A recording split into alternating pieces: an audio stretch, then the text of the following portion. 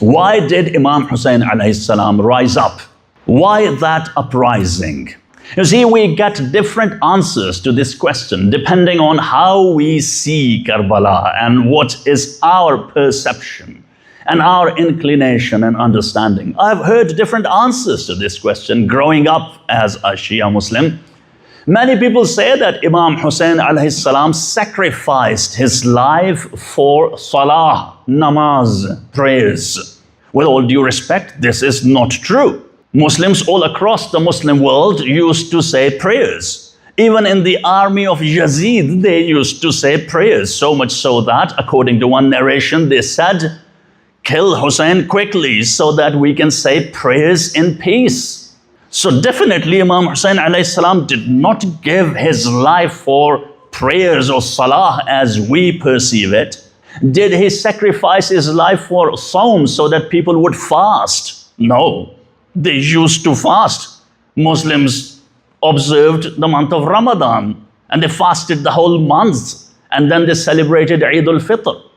Did he give his life for Hajj? No. When he left Mecca, they were all busy in performing the Hajj. The Hajj was going on. Did Imam Hussain alayhi salam sacrifice his life so that the women of the Muslim world would wear hijab? Not even that. Hijab or chador or that kind of clothing, modest clothing, was part of their culture.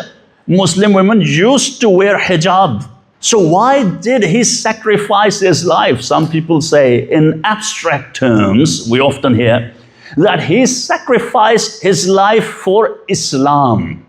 That makes sense, but still very abstract. What kind of Islam? I would say he sacrificed his life for the spirit of Islam. Spirit of Islam, not the body of Islam, but soul of Islam. Not the shell of Islam, but the core of Islam. And in his own words, he told us, he said, "I have risen up to do Islah in the ummah of my grandfather." Islah means correction, to correct them towards what? If I could summarize Islah in one word, that would be Wilayah. Wilayah of Ali. That is what Imam Hussain alayhi salam sacrificed his life for. That is the wilayah that would have continued and did continue through Hassan and Hussain and the Imams after them. He gave his life for the wilayah of Ali, just like every Imam did. This we have to understand very well, because he did not go to Karbala or initially intended to go to Kufa so that the Kufans would join him. He would make an uprising and then he would win the battle, and after that simply go home and sit in a khaniqah and recite tasbih and say, "Yeah, you lead the ummah. Whoever wants, they lead the ummah. I will just pray and prostrate at home and do wird of adhkar." He was not some sort of peer sitting in a clay hut. He was not like that.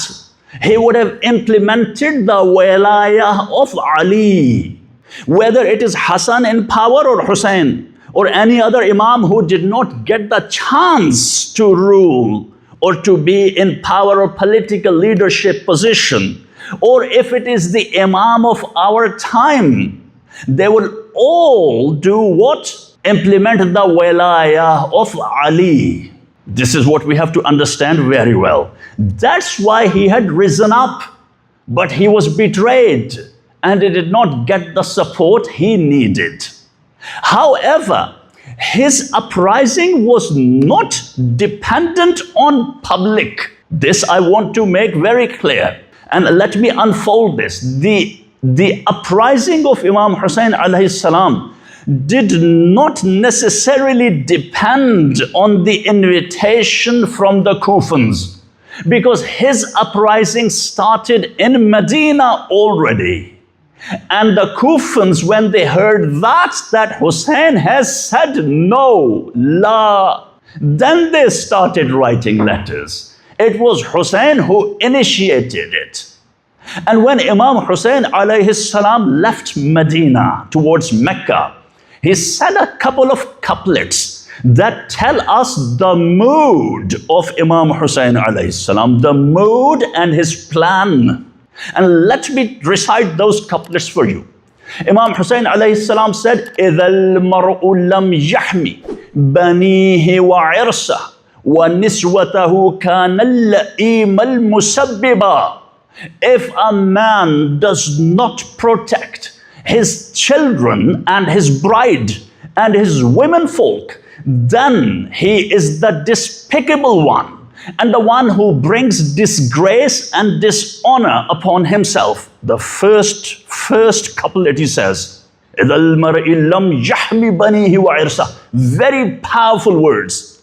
وَفِي دُونِ مَا يَبْغِي يَزِيدُ بِنَا غَدًا نَخُوضُ حِيَاضَ الْمَوْتِ شَرْقًا وَمَغْرِبًا. Then he says, even more powerful couplet. And he says, before Yazid reaches that, what he desires, tomorrow we shall plunge into the pools of death in the east and the west.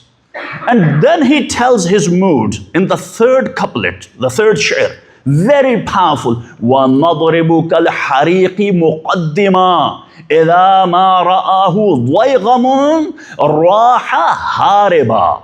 He says, and we shall strike like a blazing fire advancing at the front, so furious that if a lion sees it, it will turn and flee. When you read these couplets in the Arabic language, and I have translated into English, they've already lost quite some passion and the moods they describe. He had already announced what his plan was. There is no going back. I have said no. No means no. Mithli la yubayi' mithlah. Someone like me cannot give the oath of allegiance to someone like him, someone like Yazid. No means no. No passiveness, subservient behavior. Oh, I am weak. Oh, I am mazloom. Yes, he is mazloom. That he was oppressed while being in the position of being one of the leaders of the youth of the paradise, and how they treated him. That is the zulm they did to him. That is the zulm and injustice and oppression. But when we hear the word mazloom, we associate subservience, weakness with it. Hussein was never weak. Hussein was never subservient. He is the embodiment of human dignity and integrity. This is what Hussein meant with no, never, never shall I ever bow down to tyranny. So what was the driving force behind that no? Where does that courage, that power come from? You see, Hussein alayhi salam is the warith of all prophets, the heir to all prophets. And what was the main message of all prophets and messengers? I recited a part of verse number 36 of Surah An-Nahl, in which Allah subhanahu wa ta'ala tells us the plan of all his messengers. It says, وَلَقَدْ بَعَثْنَا فِي كُلِّ أُمَّةٍ رَسُولًا أَنْ اعْبُدُوا اللَّهَ وَاجْتَنِبُوا الطَّاغُوتَ. And surely we sent a messenger in every nation saying, worship Allah and shun taghut, shun all false gods. What is taghut? Taghut, tagha, tughyan. They're all rooted in taghiyah, which means coming out of limits, getting out of control.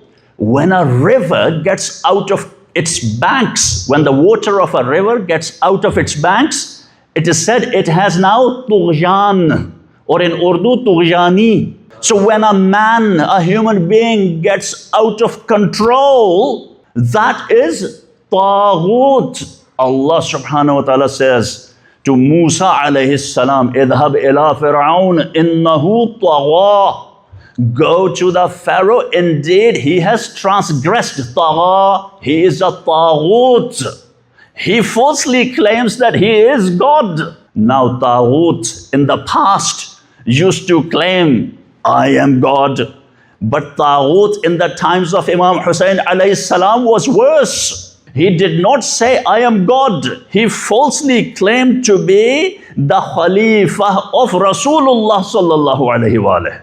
That taghut, Yazid was a taghut. So Hussain, warith of all prophets, worship one God, Allah, and shun all false gods. That was the driving force behind the movement of Imam Hussain alayhi salam. The power he had was the power of Tawheed. The power of Tawheed.